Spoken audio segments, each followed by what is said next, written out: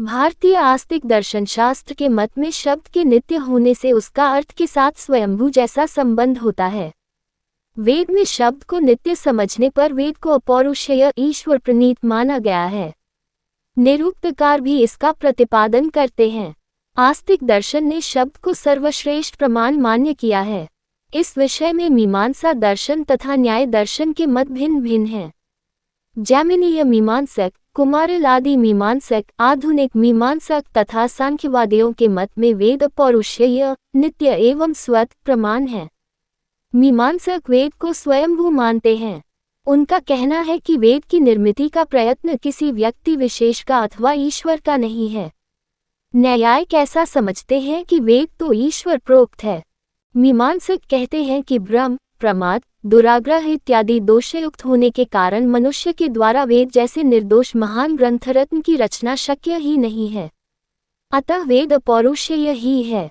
इससे आगे जाकर न्यायिक ऐसा प्रतिपादन करते हैं कि ईश्वर ने जैसे सृष्टि की वैसे ही वेद का निर्माण किया, ऐसा मानना उचित ही है। श्रुति के मतानुसार वेद तो महाभूतों का नि श्वास यस्य नि श्वति संवेदा है। श्वास प्रश्वास स्वत आविर्भूत होते हैं, अतः उनके लिए मनुष्य के प्रयत्न की अथवा बुद्धि की अपेक्षा नहीं होती। उस महाभूत का नि श्वास रूप वेद तो अदृष्टवशात अबुद्धिपूर्वक स्वयं आविर्भूत होता है। वेद नित्य शब्द की संहृति होने से नित्य है और किसी भी प्रकार से उत्पाद्य नहीं है। अतः स्वत आविर्भूत वेद किसी भी पुरुष से रचा हुआ न होने के कारण अपौरुषेय ईश्वर प्रणीत सिद्ध होता है। इन सभी विचारों को दर्शन शास्त्र में अपौरुषेयवाद कहा गया है। अवैदिक दर्शन को नास्तिक दर्शन भी कहते हैं, क्योंकि वह वेद को प्रमाण नहीं मानता, अपौरुषेय स्वीकार नहीं करता। उसका कहना है कि इहलोक जगत ही आत्मा का क्रीडास्थल है, परलोक स्वर्ग नाम की कोई वस्तु नहीं है। काम एवं पुरुषार्थ, काम ही मानव जीवन का एकमात्र पुरुषार्थ होता है।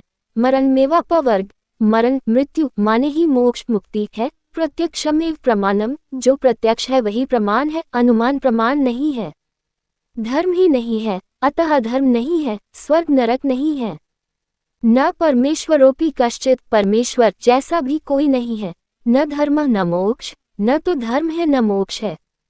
अतः जब तक शरीर में प्राण है तब तक सुख प्राप्त करते हैं। इस विषय में नास्तिक चार्वाक दर्शन स्पष्ट कहता है, यावज् जीव सुख जीविदृन कृत्वा घृत पिबेत, भस्मीभूतस्य देहस्य पुनरागमन कुत। चार्वाक दर्शन शब्द में चर्व का अर्थ है खाना। इस चर्व पद से ही खाने पीने और मौज करने का संदेश देने वाले इस दर्शन का नाम चार्वाक दर्शन पड़ा है।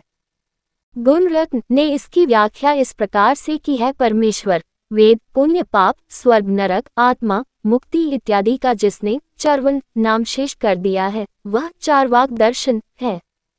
इस मत के लोगों का लक्ष्य स्वमत स्थापन की अपेक्षा परमत खंडन के प्रति अधिक रहने से उनको वैतंदिक कहा गया है।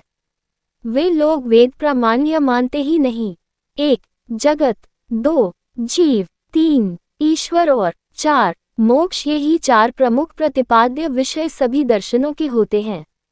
आचार्य श्री हरिभद्र ने षड्दर्शन समुच्चय नाम का अपने ग्रंथ में 1. न्याय, 2. वैशेषिक, 3. सांख्य, 4. योग, 5. मीमांसा और 6. वेदांत। इन 6 को वैदिक दर्शन, आस्तिक दर्शन तथा 7.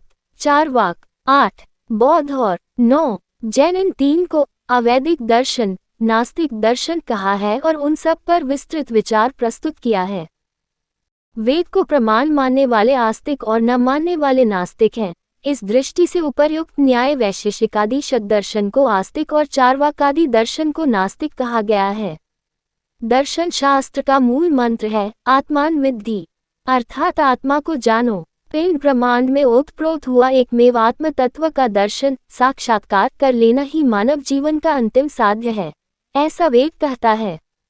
इसके लिए 3 उपाय हैं, वेद मंत्रों का श्रवण, मनन और निदिध्यासन, श्रोतव्य श्रुतिवाक्येभ्यो मंतव्यश्चोपते भी मत्या तु सततम ध्येयते दर्शन हेत्वे।